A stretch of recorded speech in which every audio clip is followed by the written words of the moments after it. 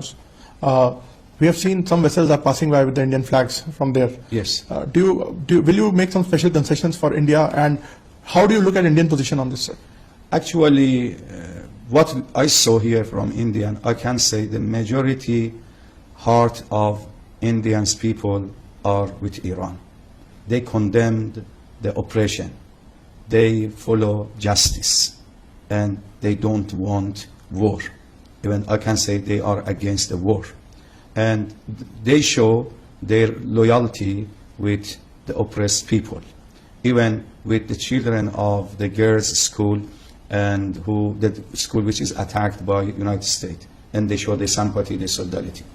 We informed our people in Iran the sympathy and solidarity of our brothers and sisters in India, and we said that now also they are suffering from a shortage of gas.